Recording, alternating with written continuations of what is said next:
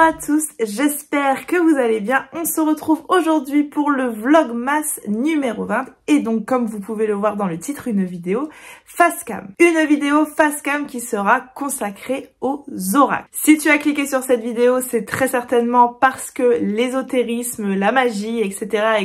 c'est quelque chose qui t'interpelle, les cartes, les oracles, les tarots, les pierres, etc. Aujourd'hui, on va se focus vraiment sur le tarot et les oracles. On va se focus et en même temps, ça va être très succinct parce que je ne suis pas du tout une professionnelle de tout ça. J'ai mes pratiques à moi depuis de nombreuses années. J'ai été très longtemps autodidacte là-dessus et du coup, je suis pas certaine en fait d'être la meilleure personne pour vous faire ce style de vidéo. Mais elle m'a été énormément demandée. On va dire que ça fait 2 ans qu'on me demande de vous faire une vidéo consacrée aux oracles, au tarot. Donc, je vais vous donner mon point de vue, mon ressenti, ma façon de faire, qui n'est pas universelle, qui n'est pas la bonne, qui n'est pas celle qui te correspondra forcément. Parce qu'en fait, je crois qu'il y a autant de façons d'interpréter le tarot de Marseille qu'il existe de gens sur Terre. Je crois qu'il y a autant de façons d'interpréter une carte oracle qu'il y a de gens sur Terre.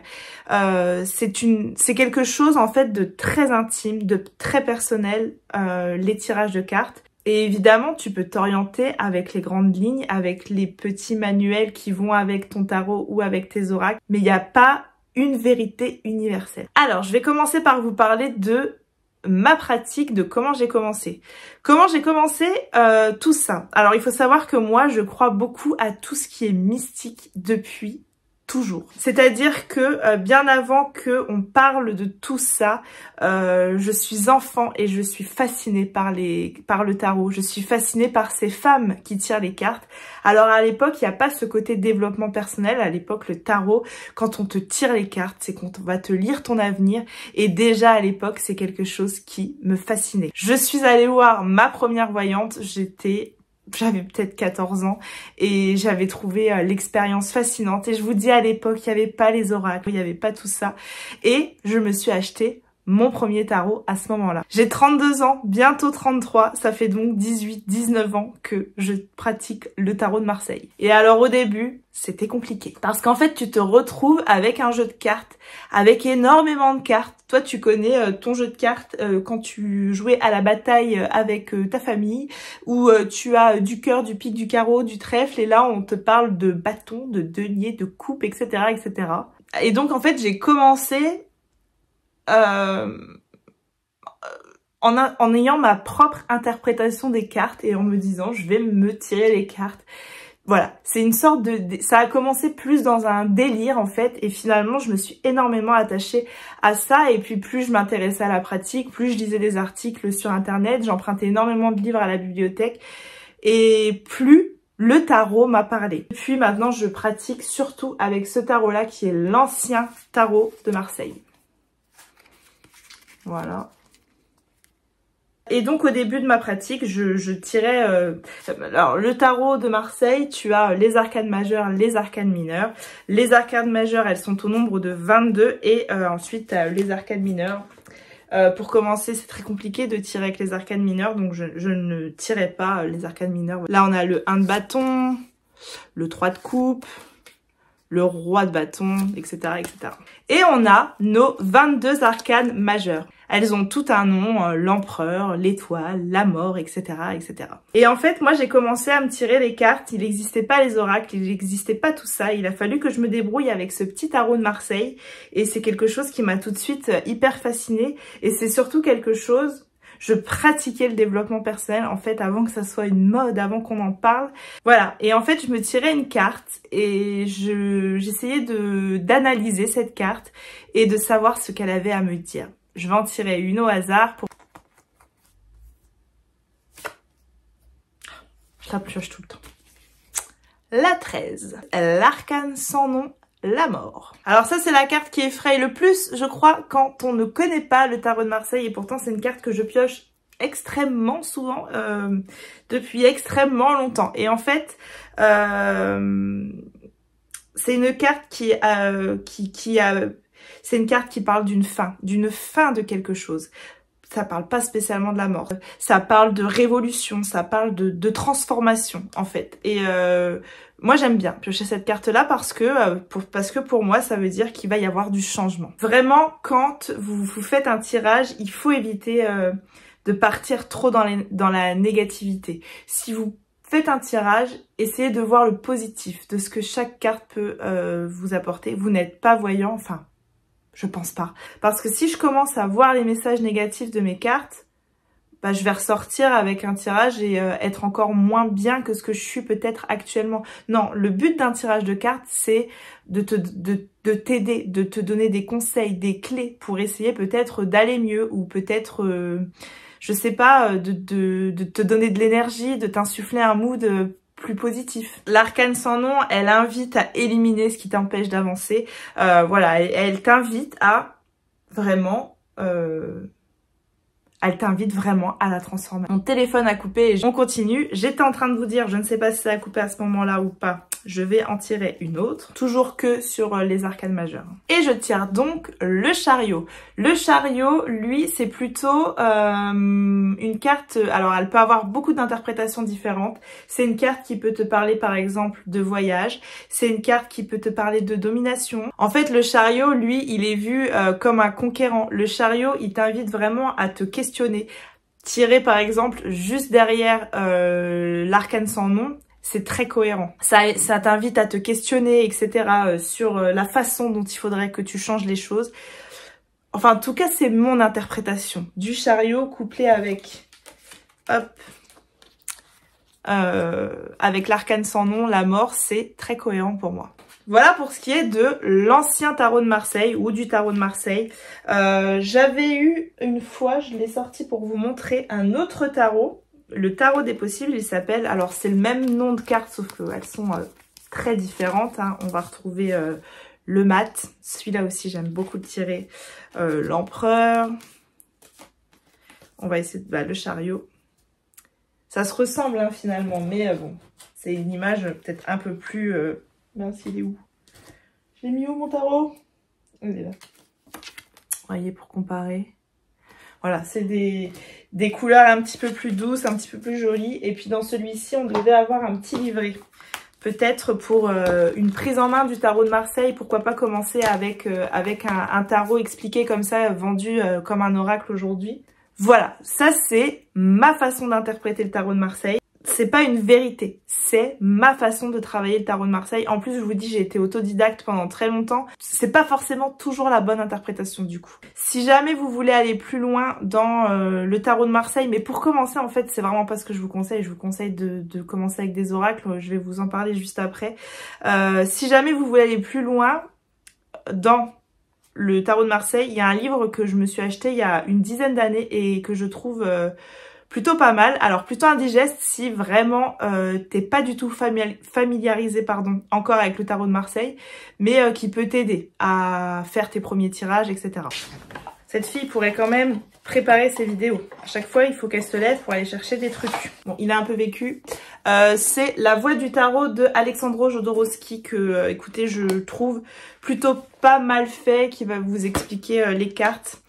Et puis tous les petits détails qu'on voit sur les cartes. Pourquoi sur la carte de la mort il y a 2 têtes en bas, pourquoi sur le chariot il y a les 2 chevaux, pourquoi l'empereur regarde à gauche, à droite, enfin bref. Des choses comme ça. Donc au cas où celui-là il est pas mal fait, mais il faut quand même être un petit peu familiarisé avec le tarot, sinon il va vraiment vous paraître trop complexe. Donc le tarot des possibles qui est donc paru aux éditions Kiwi et Zo de Lorraine Pochet et l'ancien tarot de Marseille Grimaud, hein. Ensuite, en ce qui concerne les oracles. Alors les oracles, c'est la question qui revient régulièrement. Quel oracle j'achète?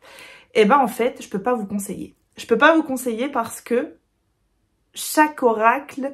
En fait, moi, il y a des oracles qui vont me parler, mais qui ne vous parleront pas du tout, et vice-versa. Il y a des oracles qui ne vont pas du tout me parler, mais qui, pour vous, vont très bien fonctionner.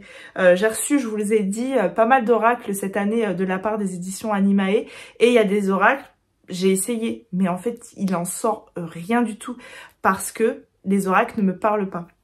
Je suis aussi très sceptique sur les oracles commerciaux, les oracles qui surfent sur la vague, les oracles Disney, les oracles Jane Austen, les oracles, tout ce style d'oracle.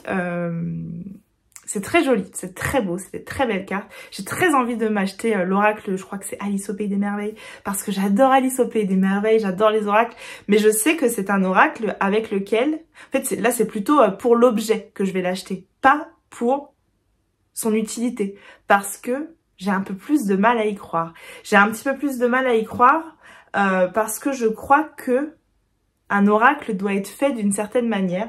Et là on va revenir sur par exemple Émilie, dont je vous parle assez régulièrement en ces derniers temps. Mais voilà, c'est quelqu'un qui est possédé par ce truc-là, par l'ésotérisme. Et en fait, j'ai l'impression qu'elle a mis toute son énergie, toutes ses vibrations dans ses oracles, et qu'au moment où toi tu le tires, eh ben ça se ressent. Et elle fait un travail exceptionnel. Je suis extrêmement bluffée par l'oracle des animaux. Je vais aller le chercher. Voilà, par celui-ci, le murmure des animaux, c'est vrai qu'il m'a complètement bluffée et que je trouve toujours énormément de justesse dans le tirage. En plus, il est très joli, les cartes sont très belles. Le murmure des fleurs aussi. Voilà, c'est un oracle que j'ai tiré quand même quelques fois déjà.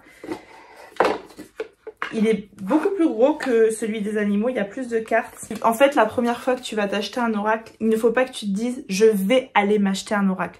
Il faut que tu ailles au rayon des oracles, que tu te balades et que tu regardes. Et peut-être qu'il y en a un qui va attirer ton regard.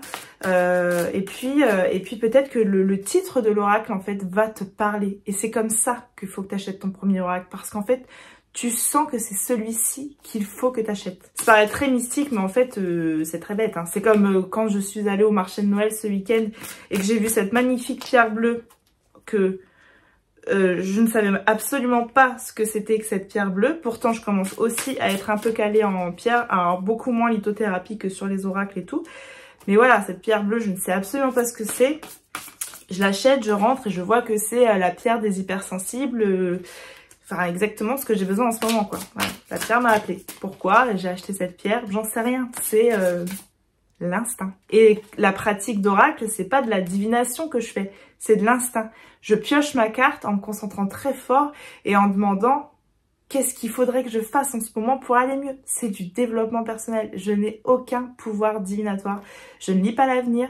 Je tire juste une carte en demandant de m'aider en fait, de m'aider moi-même à aller mieux, de tirer une carte et quand je vais piocher cette carte, on a tous de l'instinct, on a tous un jour pas senti Pierre parce qu'il était pas cool et on a tous dit à tout le monde attention, faut se méfier de Pierre et puis finalement Pierre, c'était un connard et on avait raison.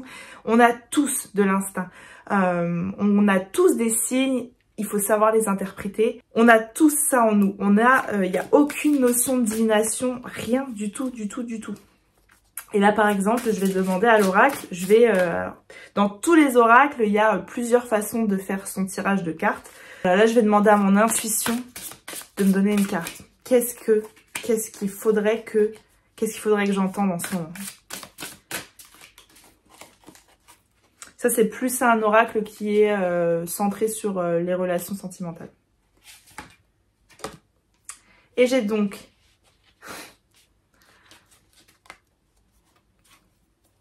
c'est incroyable. Et j'ai donc tiré la Jacinthe. Patience, laissez faire le temps. Je vais pas vous raconter ma vie. C'est très parlant. Émilie, vraiment, suivez cette femme de près si vous vous intéressez à l'ésotérisme. Je crois qu'elle a un talent. Je crois qu'elle est très très forte. Vous voyez, pour moi, Émilie, elle a mis toute son âme dans ses oracles. Elle est en train d'en faire un troisième d'ailleurs qui devrait sortir bientôt. Et ça se sent en fait quand tu tires les cartes, tu te trompes pas. J'en perds mes lettres, j'en perds l'ordre de mes lettres de l'alphabet. E, F, G, H, I. Avec la Jacinthe, le temps sera ton meilleur allié. On te conseille vraiment de ne rien précipiter, de prendre ton temps. Pourtant, je suis pas concentrée, je suis pas concentrée et pourtant je tire, c'est juste. Donc voilà, les deux oracles d'Émilie, je peux vraiment vous les conseiller parce que, alors surtout celui-ci parce qu'en fait il est très général. C'est-à-dire que c'est pas Par exemple, j'ai un oracle, là, je le vois devant moi, c'est sur les relations amoureuses et les difficultés de couple. J'ai pas spécialement de difficultés de couple, donc forcément, bah, il me parle pas vraiment, cet oracle. Alors que celui-ci, il est général, il va parler à tout le monde, on a tous besoin d'avoir un petit message de ce style de temps en temps. Et celui-ci, c'est plutôt sur la vie sentimentale. Pas de problème, mais sur la vie sentimentale. Les deux se complètent très bien. J'ai vraiment hâte de découvrir son troisième oracle que je me procurerai avec grand plaisir. Sinon, niveau des oracles que j'ai... Alors, au niveau oracle animaux, j'ai très longtemps utilisé celui-ci. Je l'utilise d'ailleurs toujours. C'est vraiment le tirage hyper rapide. T'as envie, il s'appelle donc le Petit Oracle des animaux de pouvoir. La maison d'édition, c'est Très Daniel. Donc c'est des toutes petites cartes, comme ça. Et pareil, c'est un petit peu la carte que tu vas piocher le matin pour te dire quel animal aujourd'hui, quel mood, quel est mon animal totem du jour, des choses comme ça. Donc par exemple, là, si j'en pioche un, quel est mon animal totem du jour? L'âne. Alors, peu importe les attentes et les injonctions de l'extérieur, je sais quel est mon chemin et je le suis avec détermination. J'en tirerai une autre pour vous donner un autre exemple. Le lièvre. Je crois en ma chance, je sais qu'elle se présente parfois sous forme surprenante. Encore une autre. La luciole. Ma lumière intérieure brille avec discrétion et délicatesse. Elle apporte sa singularité et sa beauté au monde. Voilà, c'est un petit message du jour, ça entre guillemets, et j'aime beaucoup ce tout petit oracle. Ensuite, l'oracle que j'ai certainement le plus pioché, il s'agit de l'oracle des esprits de la nature. Je crois qu'on se ressource tous dans la nature, je crois que ça fait du bien à absolument tout le monde, une balade en forêt. Et cet oracle-là, il est vraiment très chouette. J'adore les cartes, je les trouve extrêmement jolies. Ça fait longtemps que je l'ai celui-ci. Hein. Et en fait, cet oracle-là, je le tire... je vais le tirer en demandant qui veille sur moi en ce moment, de quelle façon et pourquoi. Je tirerai la carte 1, je dirais que je ne l'ai absolument jamais tirée. L'arbre. L'esprit de l'arbre nous invite à devenir arbre à notre tour, l'espace d'un instant. Nous les humains avons tendance à courir tout le temps, dans toutes les directions, oubliant la nature de notre essence et le sens de notre incarnation. L'arbre, lui, est fixe. Les saisons se suivent, les paysages évoluent, les époques se succèdent. Il est toujours là, spectateur de la vie qui se meut autour de lui. Il reste droit et poursuit son évolution en accord avec les forces de la terre et du ciel, et ce, quoi qu'il arrive.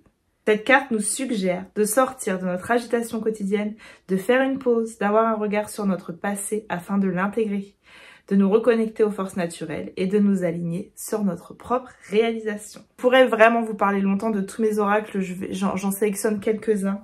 Je vais vous parler parce que j'en ai déjà parlé, de l'oracle de Lorraine Fantino et de Cindy Blanchot qui s'appelle Les secrets de ton avenir. C'est pareil, Lorraine, c'est quelqu'un qui est très connecté à sa spiritualité, etc. Et bah pareil, en fait, je trouve que dès que je tire une carte, on est tout de suite dans le vrai. Parce que c'est quelqu'un qui a mis toutes ses vibrations dans son oracle.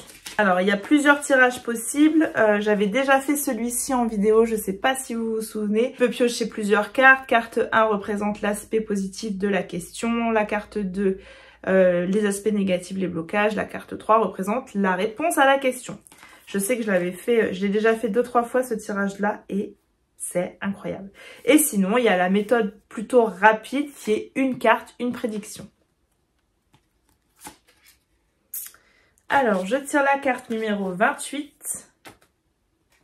Dans les 9 mois, une situation qui se stabilise prochainement. Voilà pour cet oracle. Et ensuite, je vais vous parler d'un autre oracle qui est un petit peu plus perché, celui-ci. Alors là, il faut pousser vraiment loin son raisonnement dans l'ésotérisme, etc.